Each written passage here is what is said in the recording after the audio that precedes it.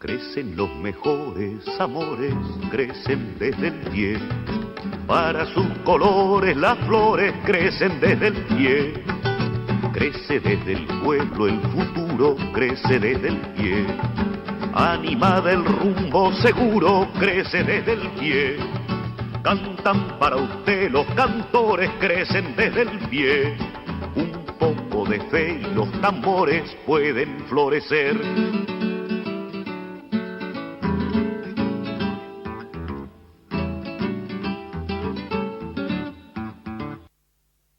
¿Cómo les va?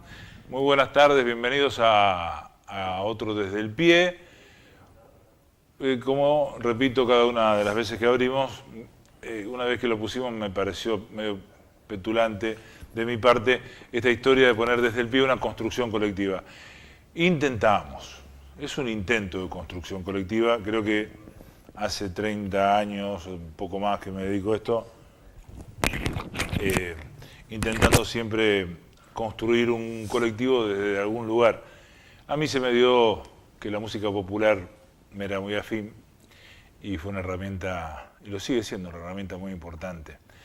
Quería que ustedes vieran de la ley número 24521 del año 1995, la ley de educación superior, que en su artículo 31 dice: la fuerza pública no puede ingresar en las instituciones universitarias nacionales si no media una orden escrita, previa y fundada de un juez competente o solicitud expresa de las autoridades universitarias legítimamente constituidas. Ahí está, para que lo vean y para que ahora podemos volver, que esto es ley. Y lo que hizo Gendarmería ayer no, hoy es sábado, lo que hizo Gendarmería la semana pasada está en contra de la ley. No fue una locura que suelen a veces tener también las fuerzas de seguridad, que ven muchas películas de tiro y le encantaría hacer una de cowboy, pero no, esto tiene que ver con algo institucional, porque dejarlo solamente en la voluntad de dos gendarmes que entraron porque vieron un acto, me parece que es minimizar lo que realmente pasó. Porque aparte no es la primera vez, ya pasó aquí en Rosario con una clase pública donde la Gendarmería bajó con armas que parecía que lo estaban buscando al peor de los delitos. No, y era una clase pública con docentes y alumnos y bajaron como para atacar, no sé, bueno.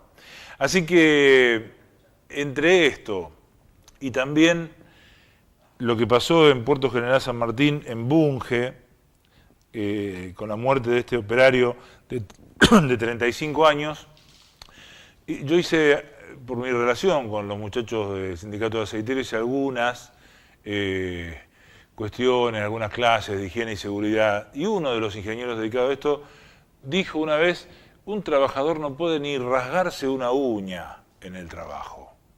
¿Está? Y ya van varias muertes en el cordón industrial y en distintos lugares de obreros y de trabajadores que mueren trabajando.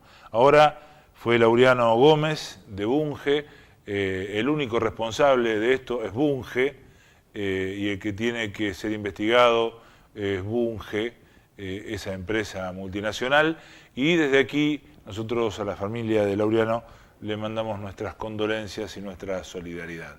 Y ni un trabajador más muerto en su trabajo. Vamos a presentar a los auspiciantes de este programa y después vamos a hablar de derechos humanos. A ver si alguno que todavía sigue dudando de alguna cosita se la podemos aclarar. Sigo con la petulancia, ¿no? Pero bueno, ¿qué va a hacer? Dale.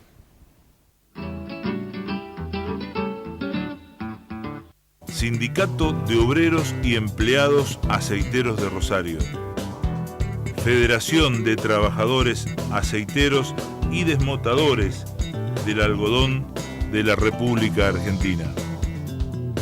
OSIAT Salud, obra social para el personal de la industria aceitera, desmotadora y afines de la República Argentina.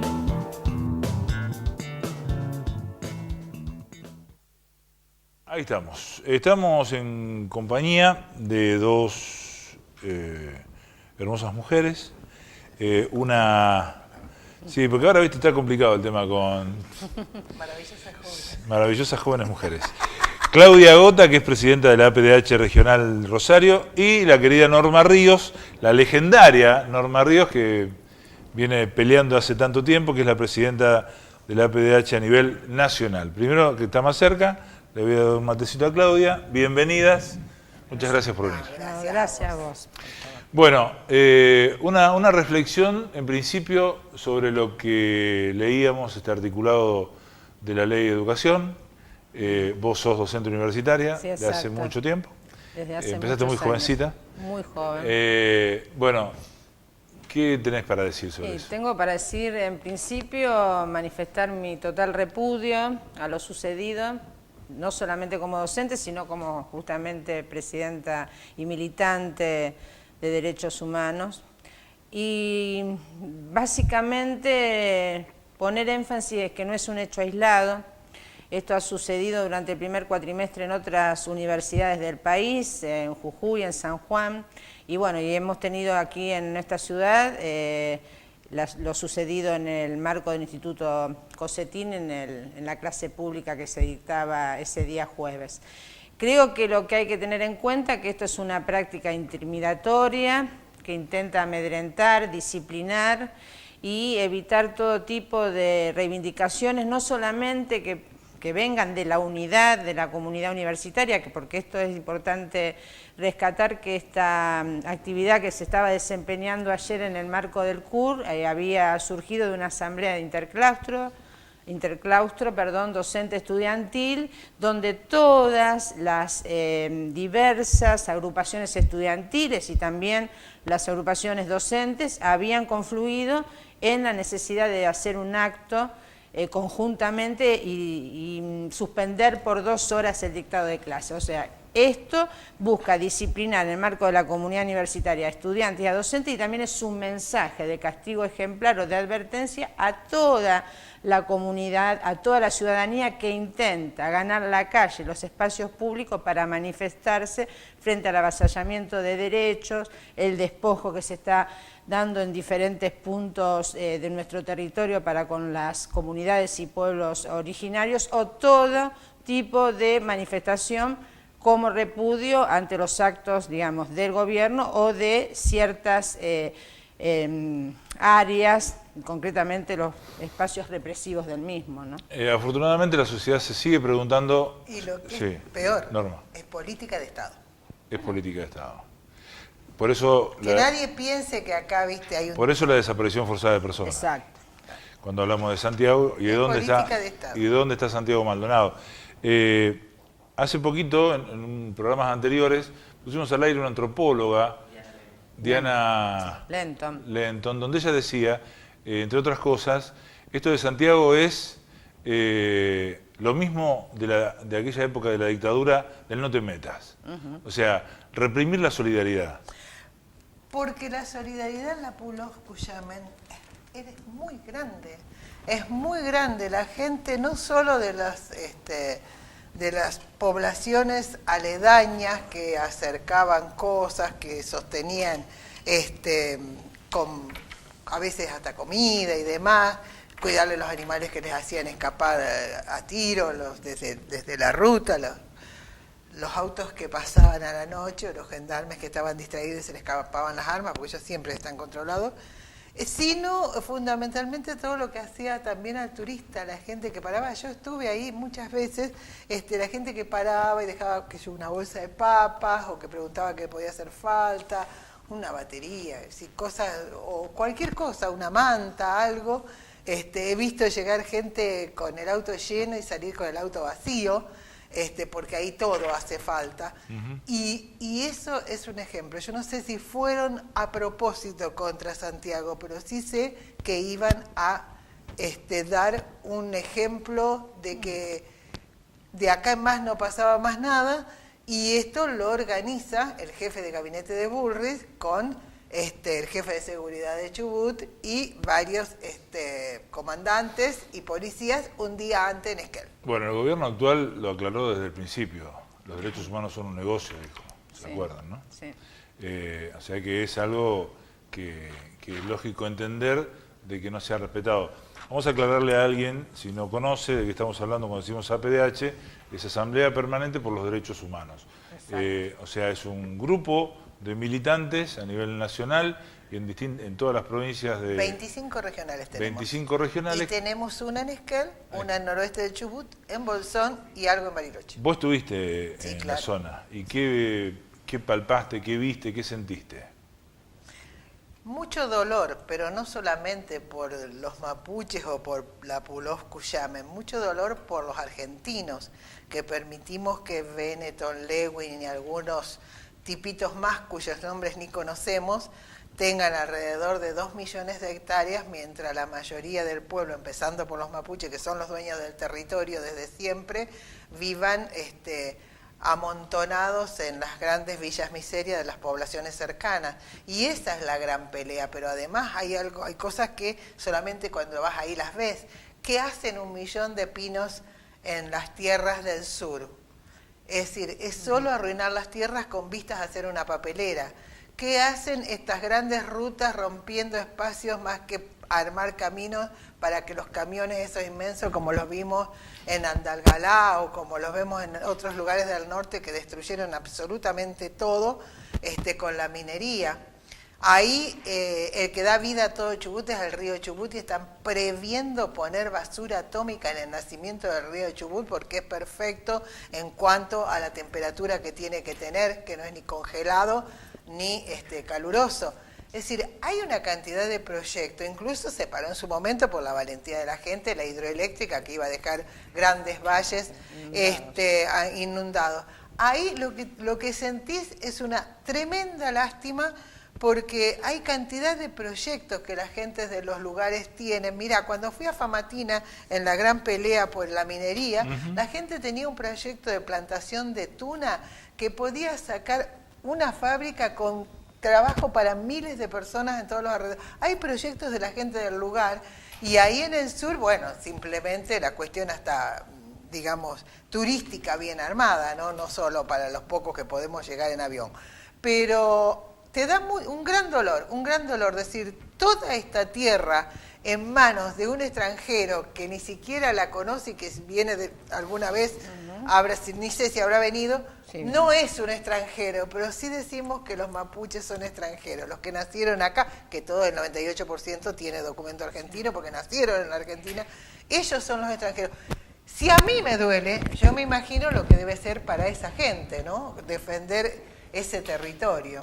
Bueno, sí. Esto se entiende en una profundidad histórica que hay que recordar, que partir no solamente de la invasión a estos territorios, sino de la constitución del Estado-Nación, que se pensó como homogéneamente blanco, monocultural, monolingüe, y tuvieron un terrorismo excluyente de estos pueblos, primero simbólico, concreto a partir de la mal llamada conquista al desierto, y hoy con un proceso que, digamos, acompaña la extranjerización y la concentración de tierra, donde las fuerzas represivas del Estado son directamente servicio, mano de fuerza concreta, represiva para estos grandes terratenientes. Claro, desde el pedido de disculpa del presidente al gobierno español y después la reivindicación media solapada de lo que fue la conquista del desierto por parte de Roca y la venta de miles de hectáreas por parte de quien encabezó inmobiliariamente en aquella época la venta, que fueron los Bullrich. Exacto. El famoso patio Bullrich de Buenos Aires, era la gran inmobiliaria. Digamos, tenemos un cuadro bastante complejo. El 1.000.000 de hectáreas que tiene Benetton lo compró directamente a la compañía inglesa de Tierras del Sur, que había comprado esas tierras a los Bullrich. Claro. Y yo estoy muy contenta en cuanto a que una de las primeras entrevistas que me hicieron en Rosario cuando volví una de las veces, yo contaba de que ellos tenían los títulos de las tierras, y vos viste que el otro día salió en un medio, un gran amigo, la fotocopia de los títulos, porque acá nadie está hablando de Facundo Jones Wallace, que está preso, está injustamente preso, tan injustamente como Milagro Sala, pero sufriendo todo tipo de avatares, a tal punto que nuestro presidente, nosotros somos 3, el otro presidente quiso ir a verlo y no lo dejaron entrar, cosa que también atenta a los derechos de cualquier preso del país que puede ser visitado por cualquier abogado del país sin darle estatus político. No se habla de todos los procesados que hay en los distintos, porque este fue el último y se conoce porque desapareció un blanco, porque desaparecidos denuncian más de 140 en los últimos 20 años y además procesados, baleados, golpeados, torturados, pasados por encima con la chata de la gendarmería y demás. Hay un montón, pero eran mapuches. Por eso, bienvenido este joven solidario, que al menos su desaparición forzada nos sirva para abrir un poco la cabeza, para darnos cuenta de que hay una lucha que está bulliendo hace mucho tiempo y que no es una lucha por ellos solos. Ellos saben y le dicen a los blancos del lugar, que dicho sea de paso, tendríamos que preguntarnos qué le tenemos que decir a los blancos del lugar, que por ahí son la comunidad galesa, que ni siquiera se casa con otro que no sea galés, que mantiene sus costumbres, sus tortitas, su té de tal hora, todas las costumbres como hace 200 años. Digo, esta es una visión bien sesgada y fundamentalmente centrada en crear el enemigo. Cuando yo dije que el RAM en la Argentina era una historia de palabra y luego descubrimos que el gobierno le dice no se habla más de Mapu, ni negro, ni pobre, ni vago, como le llaman al pueblo mapuche, se habla del RAM, porque tienen que inventar un enemigo que justifique matar gente para quedarse con esas tierras sin problema. Bueno, de la misma manera, con la diferencia que no hay ninguna desaparición forzada de personas, y también queremos solidarizarnos desde acá con los muchachos azucareros de Jujuy, que han sido brutalmente agredidos y golpeados, están exigiendo por sus salarios, en el ingenio Ledesma, que tiene también una historia negra, sí, muy, pero muy negra, y bueno, que han sido brutalmente reprimidos en el medio de lo que es la paritaria de los azucareros allí que hay muchos collas también laburando en ese lugar, ¿no? Porque no hay muchas fuentes de trabajo. Yo estuve con Nora Cortiña tomando el ingenio Ledesma, año 2007. Tengo fotos de eso. Y filmaciones también. Nos fumigaron, me acuerdo, con un avión nos pasaron fumigando. En ese momento... ¿Y sobreviviste? Sobreviví. Las cucarachas somos así. En ese momento, digo porque en ese momento había una forma de que fuimos, recuerdo, a la ciudad, fuimos orando, estaba el gobierno, y fuimos con los sindicatos, y se podía dialogar, esto quiero destacar, esto fue 2007, 2008, 2007, y pudimos dialogar y hablar y reconstruir, pero además esa gente, que no son los negros vagos, planeros, que toda esta manga de malnacidos tiene constantemente en la boca, que son obreros recontraexplotados, laburan de sol a sol desde las 5 de la mañana hasta las 8 de la noche y que viven en condiciones tremendas, miserables, absolutamente miserables, en covachas de madera mal hechas. Es decir, cuando yo pregunté, uno siempre va despistado, ¿quién vive ahí?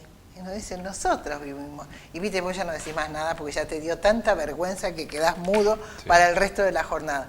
Esto es, por eso yo insisto en la política de Estado que también reflejaba. Creo que eso es importante de resaltar, como en los diferentes recónditos lugares de nuestro territorio hay una ausencia del Estado de Derecho que siempre ha vulnerado a la misma población. Estoy hablando de los pueblos naciones originarios que fueron negados en ese estatus de pertenencia política desde la misma conformación del Estado. Esto es vital porque aún la corona española, que no fue respetuosa de ningún modo de los derechos, sí reconoció el estatus de nación. de los pueblos originarios. Hoy, eso que es tan en boga para lo que está sucediendo en el país catalán, ¿no? En Cataluña, y que solamente se cuestiona en los medios hegemónicos esta situación que hace a lo financiero y demás, pero nadie pone en duda que la nación catalana existe, nunca fue un estatus reconocido para el pueblo nación Colla, para el pueblo nación Mapuche, para el Ranculche y demás. Todas estas demandas territoriales, más allá de contar con un instrumento legal, jurídico, como es una escritura de parte del abuelo de Facundo Jones, hay que pensar que estos pueblos-naciones son preexistentes al Estado, como lo reconoce la reforma constitucional del 94, claro, y no necesitan en modo alguno de tener un papel. En este caso eso lo refuerza, porque las tierras fueron compradas, lo que hoy pertenece al Pull-Off, por el abuelo de Jones Wallace a comienzos del siglo XX, creería que era 1905, por ahí no recuerdo bien la fecha, pero más allá de eso, ellos no necesitan ese tipo de instrumento legal, porque son los legítimos propietarios de esos que ellos no llaman tierra sino territorio, que no es una diferencia de concepto nada más, o sea, de palabra, tiene una profundidad epistémica diferente y tiene que ver con que esa territorialidad hace a su propia existencia ancestral, ¿no? Volviendo al tema de Santiago, sí.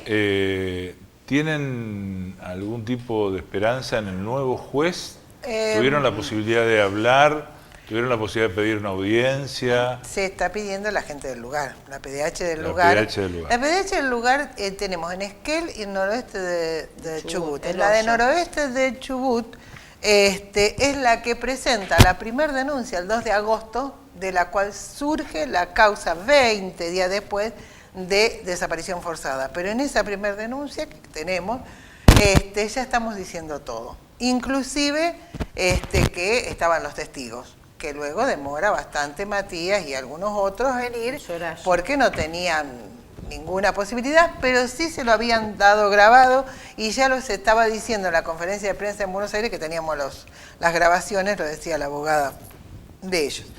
En el juez, mirá, nos llevó tanto tiempo denunciar al otro que hacía todo en contra.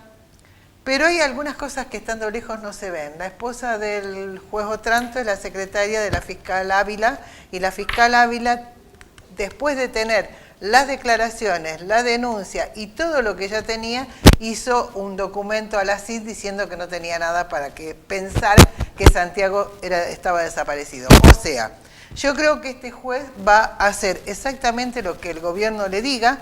Van a aflojar porque la movilización popular es tan grande que no les va a quedar más remedio a Bullrich, a pesar de que dijo que no quería tirar un gendarme por la ventana, va a tirar 6 o 7 por la ventana y la cosa va a quedar ahí. Porque además no puede aparecer el cuerpo, porque los cuerpos hablan, hoy lo vimos con el caso de María Ángeles Pari. Los cuerpos hablan, no lo van a hacer aparecer nunca. Y hay una complicidad que implica hasta Movistar. Acá hay cosas que se están dejando de lado, pero es profeso. Movistar, una empresa que va a decir, bueno, es privado, tiene que dar informe, te están denunciando que no. Los compañeros nuestros denuncian la militarización de la zona, el peligro que corren todos ellos. El día 4 de agosto ya tenían documentación de gendarmería que presentaba del auto de nuestro compañero Saquero y su esposa, de donde fotos de ellos en manifestaciones, cosa que por otra parte nos causa un poco de gracia, porque imagínate, a esta altura tienen el ADN de la hormiga de nuestro jardín, pero bueno, ellos realmente ya estaban siendo seguidos en vez de buscar los que tenían que buscar. Nosotros dijimos desde el primer momento, los teléfonos, las conversaciones, cuáles podían haber sido las posibilidades, tenés que conocer el lugar. Yo estuve el 16 cuando allanaron ahí adentro. Saqué muchísimas fotos también. Y hasta ese momento, a pesar de que yo había ido varias veces a la pull-off, no pasaba de la casilla de guardia. En ese momento recién pude tener una idea general de cómo era la cosa.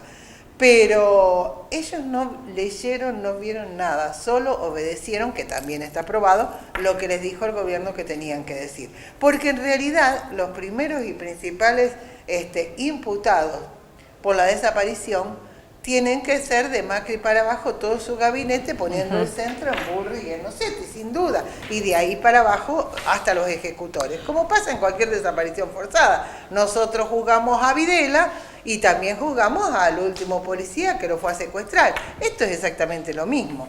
Y Bueno. no tenemos ninguna ilusión. No, yo Haga creo lo que le manden. en este Está sentido claro. creo que hay que reafirmar que el Poder Judicial está totalmente desacreditado, no solamente en este caso y en esta instancia, sino en gran parte de lo que adeuda a la ciudadanía para poder garantizar el verdadero Estado de Derecho.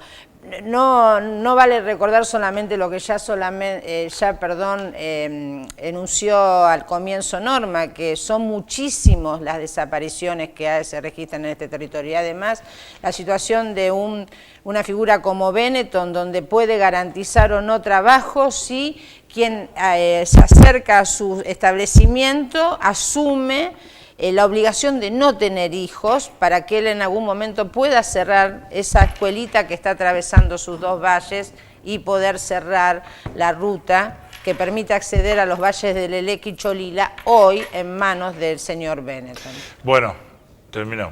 Terminamos. Pero no terminamos, No sigue, quiero la que historia lo sigue. confundan La historia sigue. No quiero que hagan como con Pocho Leprati y confundan a Santiago Maldonado con un angelito. Era un luchador que estaba luchando y dio hasta su vida por lo que él creía justo. Y le decimos a nuestros televidentes que Santiago podría haber sido el hijo de cualquiera de ustedes. Sí. Totalmente. Entonces, ustedes el 22 de octubre tienen la posibilidad de, cuando vayan a votar, elegir y pensar quiénes son los responsables por la desaparición forzada de Santiago, quién está haciendo esto, en manos de quién está la gendarmería, bueno, muchas cosas como para dejar librado al azar e ir un domingo como cualquiera, poner un papelito cualquiera y después irse a casa para que no se queme el asado.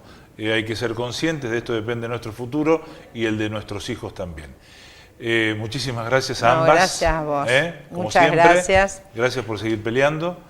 Y nosotros nos encontramos el sábado que viene, recordándole lo de siempre, que no hemos sido los primeros y afortunadamente tampoco vamos a ser los últimos. Chau y gracias.